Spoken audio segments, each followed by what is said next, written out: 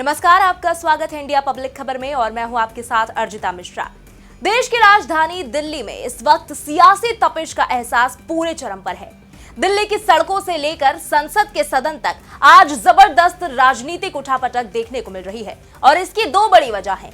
एक तो कल यहां असेंबली इलेक्शन को लेकर होने जा रही वोटिंग और दूसरा संसद में चल रहा बजट सत्र। और इसी के चलते एक तरफ तो दिल्ली में सत्ताधारी आम आदमी पार्टी बीजेपी पर गुंडागर्दी करने जैसे आरोपों की बौछार करते हुए जनता की सिंपैथी और वोटों को अपनी तरफ खिसकाने की कोशिश करती नजर आई, तो वहीं दूसरी तरफ लोकसभा में चल रही कार्यवाही के दौरान आम आदमी पार्टी की नई दोस्त बनी समाजवादी पार्टी के मुखिया अखिलेश यादव इंडिया गठबंधन में अपनी ही एक और मजबूत साथी कांग्रेस को बातों बातों में लपेटते नजर आए, जिससे सदन में ठहाकों का शोर तो गूंज ही गया, लेकिन सवाल भी उठने लगे कि आखिर अखिलेश यादव का सदन में दिया गया ताजा बयान सिर्फ ह्यूमर ही था या फिर कांग्रेस के लिए कोई बड़ा इशारा। और आखिर अखिलेश बार बार कांग्रेस को क्यों दे रहे हैं डेमोन्स्ट्रेशन। 5 फरवरी यानी कि कल के दिन देश का दिल कही जाने वाली दिल्ली की कमान किसके हाथ में जाएगी, इस बात का फैसला करते हुए जनता अपने कीमती वोटों के साथ तमाम सियासतदानों की किस्मत का डिसीजन भी ईवीएम में कैद कर देगी। हालांकि इस बेहद दिलचस्प चुनावी मुकाबले में हार जीत का क्या रेशियो और रिजल्ट होने वाला है, ये तो 8 फरवरी को रिजल्ट सामने आने के बाद ही साफ हो पाएगा। लेकिन इसके साथ ही दिल्ली चुनाव के यलगार के साथ देश की सियासत में बदल रहे समीकरणों की तस्वीर से धुंध अभी से ही छटती दिखाई देने लगी है, क्योंकि अभी तक यूपी के 2 लड़कों की जोड़ी के नाम से मशहूर हुई सपा चीफ अखिलेश यादव और कांग्रेस सांसद राहुल गांधी की जोड़ी जहां सिर्फ दिल्ली के चुनाव में ही पॉलिटिकल ग्राउंड पर अलग होती दिख रही थी, तो वहीं आज लोकसभा में अखिलेश यादव ने बीजेपी को घेरते घेरते बातों ही बातों में कांग्रेस को भी जबरदस्त आईना दिखा दिया है। तो आखिर ऐसा क्या कहा अखिलेश यादव ने लोकसभा में जिससे बढ़ गई कांग्रेस और सपा के बीच फिर से दूरियां। पहले दिल्ली चुनाव में कांग्रेस के बजाय आम आदमी पार्टी को सपोर्ट के बाद अब क्यों अखिलेश ने कर दिया कांग्रेस को टारगेट, और कांग्रेस को बार बार सुनाना क्या अखिलेश यादव की किसी स्ट्रैटेजी का है हिस्सा या उनकी प्रेशर पॉलिटिक्स, करेंगे सब कुछ डिकोड इस रिपोर्ट में। जगह थी संसद का लोकसभा सदन और मौका था राष्ट्रपति द्रौपदी मुर्मू के अभिभाषण पर लाए गए धन्यवाद प्रस्ताव पर चर्चा का। इस चर्चा में समाजवादी पार्टी के चीफ और कन्नौज से सांसद अखिलेश यादव ने भी हिस्सा लिया और एक एक करके यूपी से लेकर केंद्र की बीजेपी सरकार पर गिन गिन कर ताबड़तोड़ हमले किए। अखिलेश यादव ने इस दौरान महाकुंभ में मची भगदड़, जातिगत जनगणना, बेरोजगारी, आगरा एक्सप्रेसवे, बुंदेलखंड हाईवे जैसे कई गंभीर मुद्दों को उठाया। साथ ही उन्होंने पीएम नरेंद्र मोदी के नेतृत्व वाली केंद्र सरकार पर भी जमकर निशाना साधा। वहीं महाकुंभ भगदड़ हादसे का मुद्दा उठाते हुए अखिलेश यादव ने कहा कि सरकार लगातार बजट के आंकड़े दे रही है, आंकड़े देने से पहले महाकुंभ में मरने वालों के आंकड़े भी दे। मैं मांग करता हूं कि महाकुंभ की व्यवस्थाओं के बारे में स्पष्टीकरण देने के लिए सर्वदलीय बैठक बुलाई जाए। अखिलेश यादव ने कहा कि जब पता चला कि कुछ लोगों की जान चली गई है, उनके शव मोर्चरी और अस्पताल में पड़े हैं, तब सरकार ने अपने सरकारी हेलीकॉप्टर में फूल भरकर उन पर पुष्प वर्षा की। ये कैसी सनातनी परंपरा है। अखिलेश यादव ने आगे आरोप लगाते हुए यहां तक कहा कि भगवान जाने कितने चप्पल, कपड़े और साड़ियां पड़ी थीं और उन सबको जेसीबी मशीन और ट्रैक्टर ट्रॉली से उठवाया गया। कोई नहीं जानता कि उन्हें कहां फेंका गया। यही नहीं, अखिलेश यादव ने यह भी कहा कि उत्तर प्रदेश के मुख्यमंत्री ने शोक संवेदना व्यक्त नहीं की। जब देश के राष्ट्रपति और प्रधानमंत्री ने शोक संवेदना व्यक्त की तो 17 घंटे बाद राज्य सरकार ने इसे स्वीकार किया। ये वो लोग हैं जो आज भी सच्चाई को स्वीकार नहीं कर सकते। अब अखिलेश यादव जहां यूपी और केंद्र की बीजेपी सरकार पर हमले कर ही रहे थे कि इस बीच एक मौका ऐसा भी आया जब अखिलेश यादव की बात सुनकर लोकसभा अध्यक्ष ओम बिरला ने जमकर ठहाके लगाए। दरअसल अखिलेश यादव चीन का जिक्र करते हुए इशारों में कांग्रेस को भी नसीहत दी बैठे और अखिलेश की बात सुनकर लोकसभा अध्यक्ष सहित तमाम सांसदों ने जमकर हंसी ठिठोली की और साथ ही तंज कसते हुए चुटकी भी ली। हुआ यूं कि अखिलेश यादव भारतीय सरजमी पर चीन की मौजूदगी की खबरों से लेकर जातिगत जनगणना पर बीजेपी को जमकर घेर रहे थे। साथ ही वो देश में रोजगार, नौकरी और मैन्युफैक्चरिंग सेक्टर को बढ़ावा देने पर भी बात कर रहे थे, मगर बातों ही बातों में उन्होंने कांग्रेस को भी लपेटे में ले लिया। अखिलेश ने कहा कि चीन के सवाल पर कांग्रेस पार्टी और बीजेपी के भी विचार हैं। चीन ने हमारी जमीन, हमारे बाजार पर कब्जा कर लिया है, लेकिन बीजेपी इसे स्वीकार करने से इनकार कर रही है। उन्होंने कहा कि एक समय में हम लोगों ने लाखों लाख एकड़ की जमीन खोई और अब उसी रास्ते पर बीजेपी चल रही है। जमीन खोने के साथ साथ बीजेपी कह नहीं रही है कि चीन ने कब्जा की है। जो अखबारों में खबरें निकलती हैं तो सरकार को कहिए ऐसे चैनलों पर एफआईआर दर्ज करा दे। अगर चीन ने ऐसा नहीं किया है तो जो अखबार और चैनल ऐसी खबरें चला रहे हैं उन पर एफआईआर कर उन्हें जेल भेज दीजिए।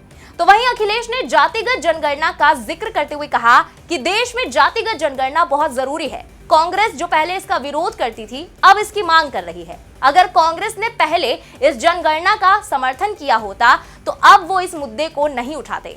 अखिलेश यादव ने आगे कहा कि मैं कांग्रेस से कहना चाहूंगा कि हम आपके साथी हैं और इस मुद्दे पर हम आपके साथ हैं और आगे चलकर भी साथ देंगे। अब जाति जनगणना को कोई नहीं रोक सकता है। अखिलेश यादव ने इस दौरान यह भी कहा कि 90 के दशक में जब भारत का बाजार खोला गया, अगर उस वक्त सरकार मैन्युफैक्चरिंग सेक्टर पर ध्यान दी होती तो शायद आज भारत चीन से आगे निकल गया होता। यहां अखिलेश यादव का इशारा 1991 की ओर था जब भारत में उदारीकरण की नीति अपनाई गई।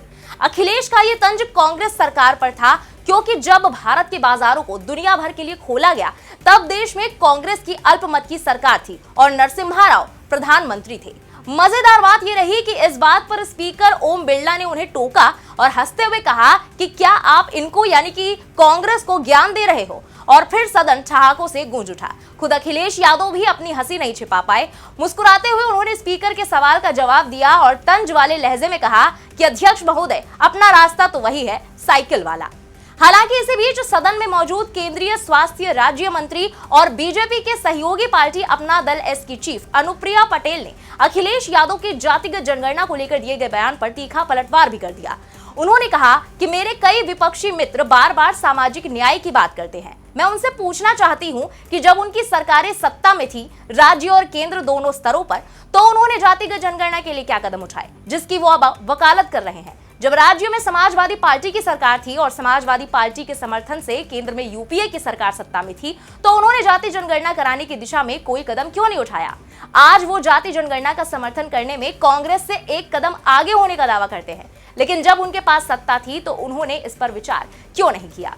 हालांकि ये बात तो रही जातिगत जनगणना पर दिए गए अखिलेश यादव के बयान की, लेकिन सवाल अभी भी जस का तस है कि बीजेपी को आड़े हाथों लेते लेते अखिलेश यादव कांग्रेस पर क्यों फप्तियां कसने लगे, क्योंकि अखिलेश यादव पहले ही दिल्ली चुनाव में आम आदमी पार्टी को अपना सपोर्ट देकर कांग्रेस को साइडलाइन करते नजर आ चुके हैं। देखा जाए तो आज जितनी भी बार अखिलेश यादव ने कांग्रेस का नाम लिया उसमें से एक मुद्दा जातिगत जनगणना का था। जाहिर है कि ये मुद्दा आज राहुल गांधी और कांग्रेस के लिए सबसे अहम बन चुका है। अखिलेश यादव ने जिस तरह जातिगत जनगणना अभी तक नहीं होने के लिए कांग्रेस पर हमला बोला, वो उनके भाषण का सबसे खास पहलू था। सवाल उठता है कि अखिलेश बचते बचाते ही सही, लेकिन कांग्रेस को निशाने पर क्यों ले रहे हैं, क्योंकि एक तरफ खुलकर उन्होंने आम आदमी पार्टी का दिल्ली में प्रचार किया, तो दूसरी तरफ अब लोकसभा में कांग्रेस को घेर रहे हैं और फिर धीरे से ये भी कह रहे हैं कि हम तो कांग्रेस के साथ ही हैं।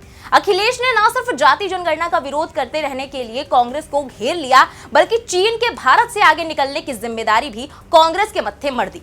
वहीं अखिलेश की कांग्रेस से दूरी के भी अब कई मायने निकाले जा रहे हैं।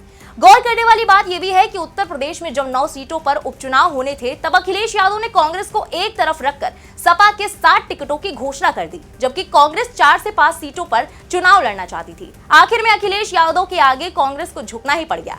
सपा सभी 9 सीटों पर चुनाव लड़ी और अब मिल्कीपुर में भी सपा का अकेले ही उम्मीदवार चुनाव लड़ रहा है और कांग्रेस पूरी तरह से साइडलाइन हो चुकी है।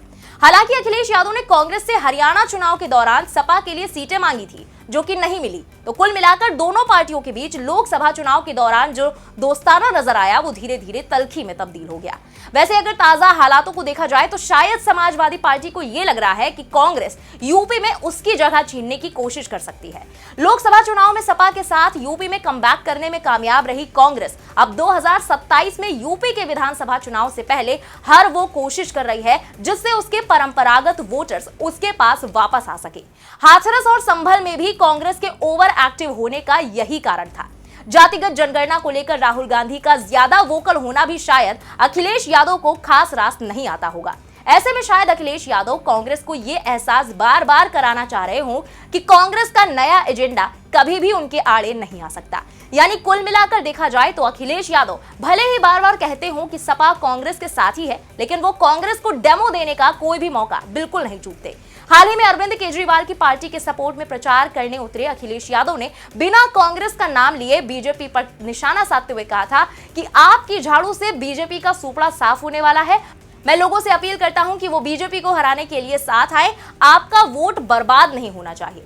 तो वहीं अब लोकसभा में भी अखिलेश यादव की ओर से खुलेआम कांग्रेस को बातों बातों में गलतियां गिना देना भी कई सवालों को जन्म दे गया है। लेकिन फिलहाल इस पूरी रिपोर्ट पर आपका क्या कहना है, अपनी राय कमेंट में लिखकर हमें जरूर बताएं। दिल्ली विधानसभा चुनाव से जुड़ी सभी लेटेस्ट अपडेट्स और देश दुनिया की तमाम राजनीतिक खबरों के लिए बने रहे इंडिया पब्लिक खबर के साथ। हमारे यूट्यूब चैनल को सब्सक्राइब करें, बेल आइकन दबाना बिल्कुल ना भूलें।